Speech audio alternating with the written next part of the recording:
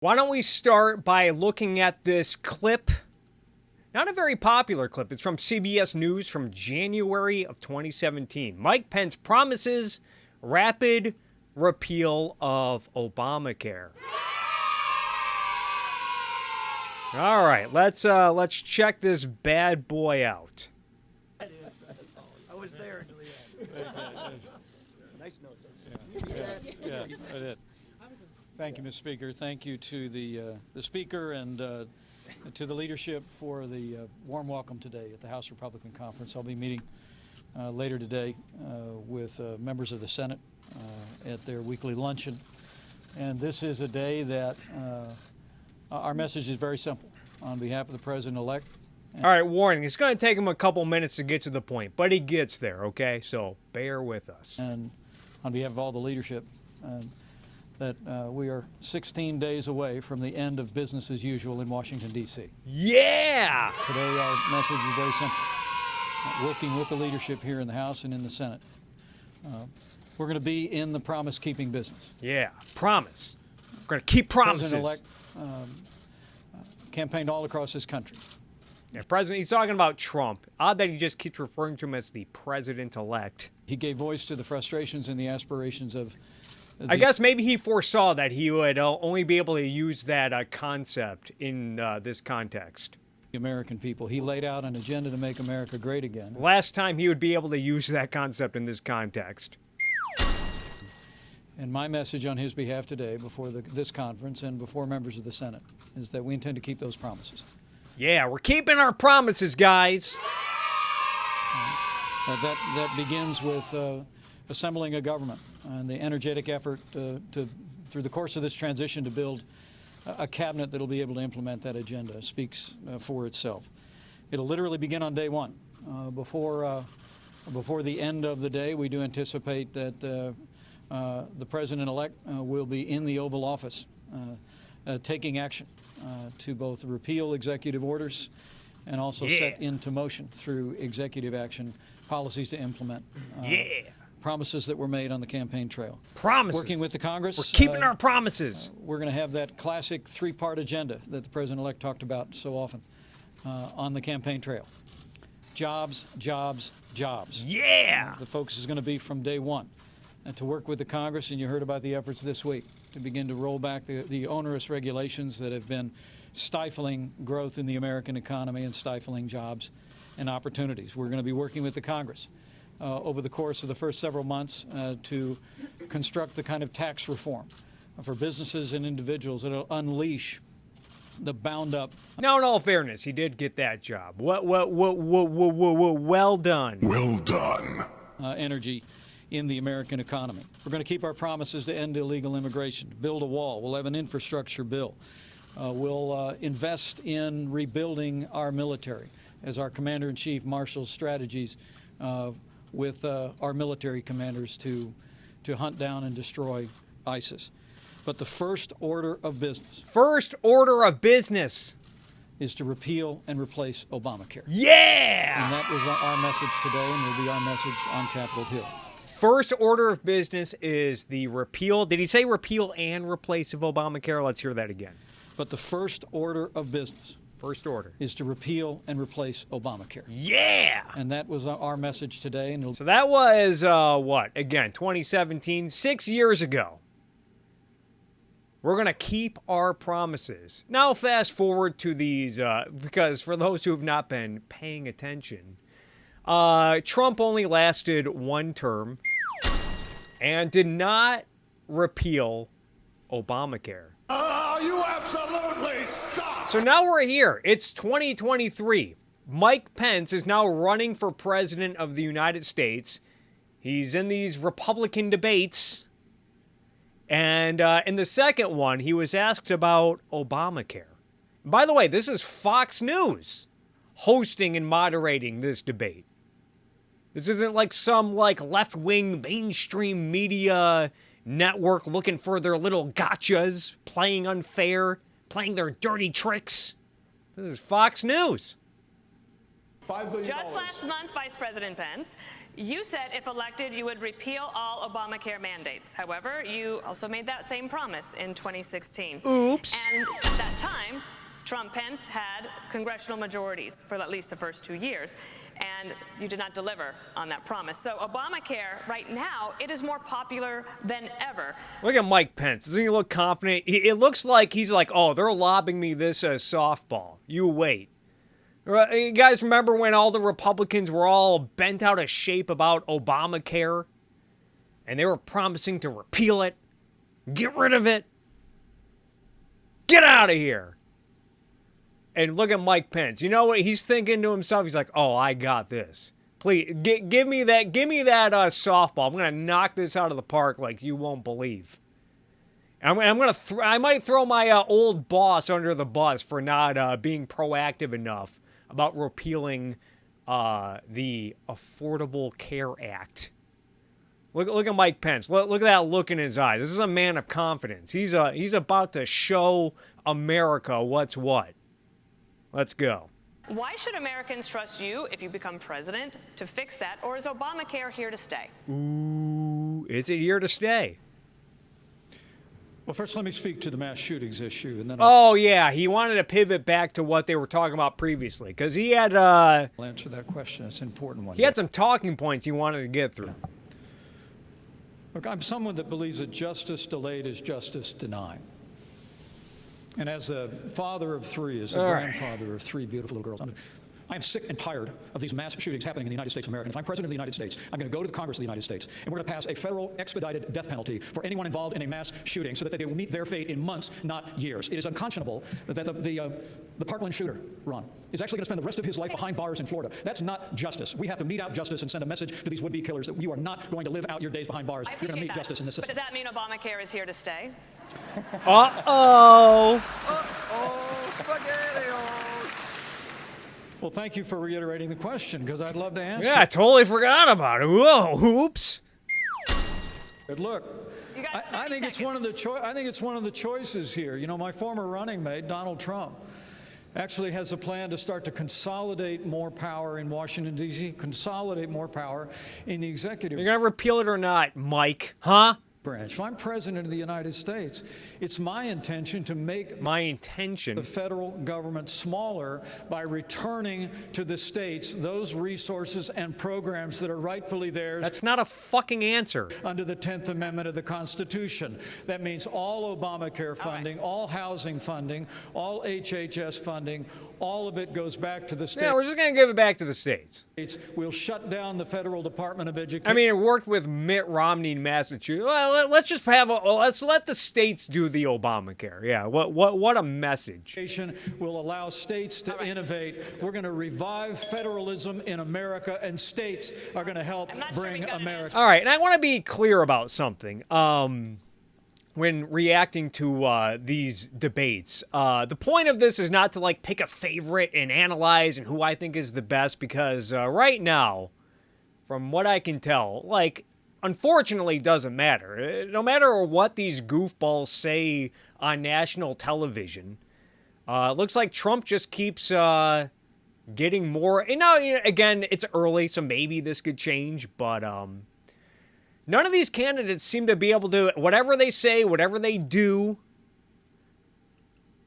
nothing really seems to put a dent into Trump's stranglehold over these primary polls. But what this debate reminded me, particularly this part where they talked about healthcare, because it wasn't just Mike Pence looking like an idiot. Nikki Haley wasn't that great on this issue. And I just did a stream reacting to her new economic agenda where she talks about burdensome regulations. And I pointed out, you know what's lacking in this economic agenda is any mention of Obamacare, the Affordable Care Act. Just broad, vague promises. Oh, too many regulations. The government's doing too much. And I'm going to start scaling those back without naming any specifics.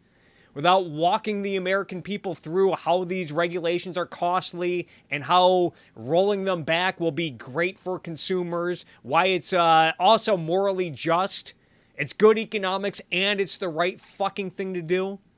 You don't get any of that. And even in this debate, all Nikki Haley did was talk about, oh, we got to hold the PBMs accountable. And, we'll get rid of certificate of need laws, which is good.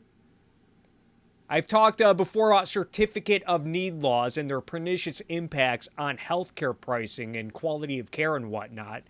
But again, I think this is another case of trying to fight a house fire with a squirt gun. Technically, it works, not nearly good enough. Still didn't make any promises to reform or repeal, better yet, repeal the Affordable Care Act. And none of the politicians on stage, Ron DeSantis was like, well, in Florida, we have less welfare. That's why the health insurance works better, or some gobbledygook. These guys don't have a fucking clue, unfortunately. And what this reminded me of was the fact that Republicans and the political rights, the conservative movement in general, has largely abandoned the debates on healthcare. Oh, you absolutely suck! Like, they're not even trying. And we got to talk about Nikki Haley. Because I can maybe understand, and this is low standards, I can maybe forgive Mike Pence or Ron DeSantis for not being as well thought out on this because, they've recently had jobs in the government. Mike Pence was vice president, just 2.5 years ago? Ron DeSantis is currently the governor of a large state. I can maybe, because, he has a lot on his plate.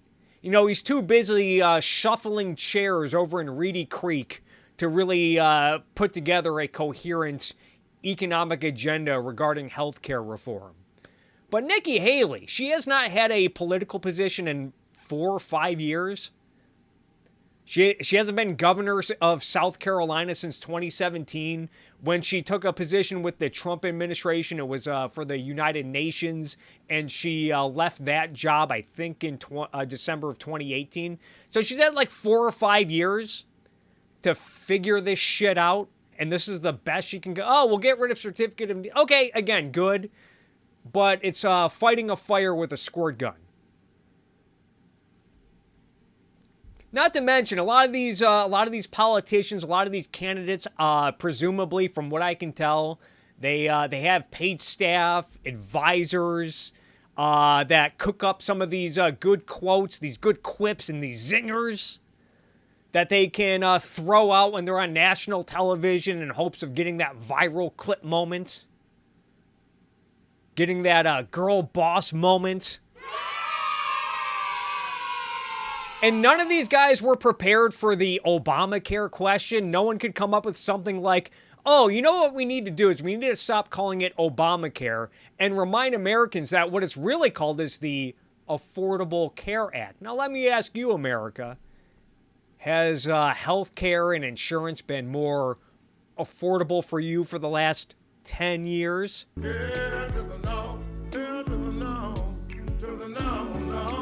And then you get the loud applause in the room, and you get your viral moment before articulating your comprehensive, well thought out reform regarding health care and drug prices. This gets me back to what I was alluding to earlier. Like, what conservatives in general, forget Republican politicians, who have nothing to say on healthcare, have no strategy, no agenda to reform healthcare and insurance in the United States. I mean, even when they were talking about Obamacare, that was what? At this point, that was like, what, 8 to 10 years ago? 6 years ago, Pence promised, oh, we're going to repeal it, didn't repeal it, and they just moved on. And what's conservative media talking about these days? Not talking about health care, not talking about health insurance reform, not talking about the pernicious impact of the various regulations and I mean, just the other day I saw this. I saw some people on the right, talking about this. This is tweeted out by Charlie Bilello, who has 562,000 followers on Twitter, chief market strategist for Create, whatever the hell all that is.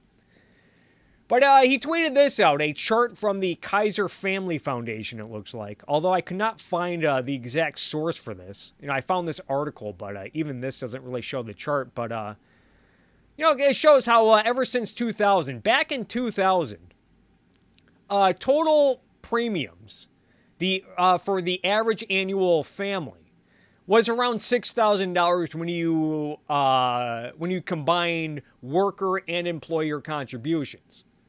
In 2000, it was just $6,000. Now, if you look at the chart in 2022, the worker alone pays over $6,000 annually for their health insurance premium. And the total premiums have gone up to $22,000. Just been a steady increase ever since.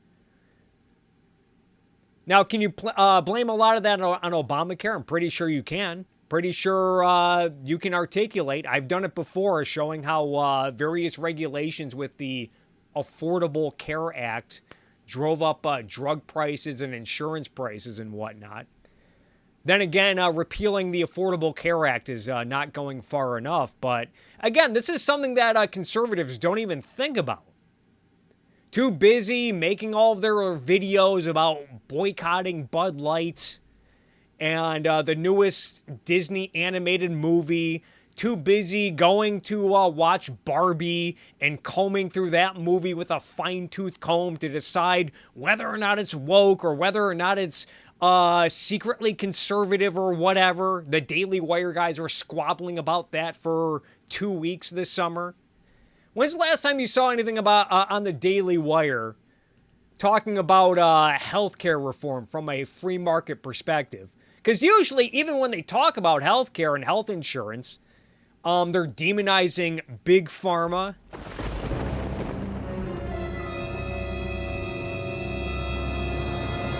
Matt Walsh has picked up on this issue, demonizing big pharma.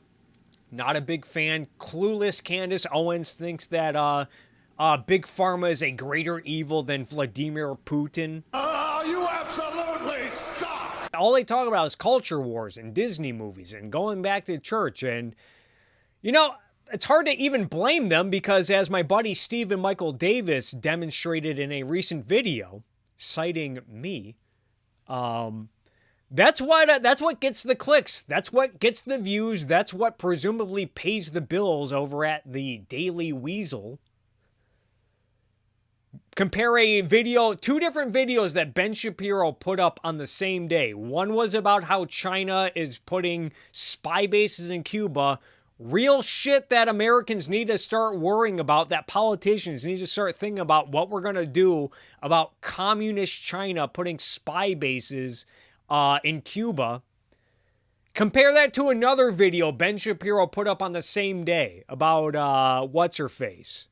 Megan Fox, I think her name is. Whether or not her son wears dresses, that got like 3 to 4 times the amount of views. And it's like, yeah, it's hard to blame Ben Shapiro for talking about culture wars. When that gets a lot more clicks, that's what excites the conservative base these days. Watching a dumb animated Disney movie and freaking out about it and talking about how it's eroding the fabric of society or some gobbledygook. Because, yeah, you talk about healthcare policy, economics, that might bore his viewers. They don't come to the Daily Weasel for that kind of sophisticated commentary. They don't want to hear these reports about from Kaiser Family Foundation and how, premiums have just went nowhere but up for the last 2+ decades. They don't want to hear about that. They don't care that they're getting screwed over by... They claim they do. They claim that they're getting screwed off by the man, by the elites, by the establishment, by big pharma, by the political establishment and what they claim they do. But then when you actually want to walk them through, hey, look at how you're getting screwed by horrible policies written by federal senators and congressmen for the last half century. Let's walk. No. Just tell me the crazy thing that the Snow White actress said the other day so I can get mad. So I have a reason to shut off my Disney Plus account and tell my kids you're not watching that woke garbage. Can't remember the last time I turned on Fox News and heard them talking about healthcare reform. Can't remember the last time I saw a Breitbart or even an InfoWars headline talking about healthcare reform, health insurance reform. And yeah, you know what I'm worried about? What worries me is that within the next 10 years, Democrats are probably, maybe even Republicans, who knows? Maybe like a President Josh Hawley will like pass like a national mandate on businesses to give their workers health insurance or whatever. But there's going to become a point where Democrats are really going to try to go all in on socialized healthcare. And when that happens, then I can imagine for like 2 weeks, then when it's already too late, the conservative media puppets will get all bent out of shape talking about, oh no, this is just like Venezuela. And I don't imagine they'll have much to say about the fact that their leaders in the Republican Party did jack shit to roll the ball back on government intervention in healthcare, insurance, and medicine.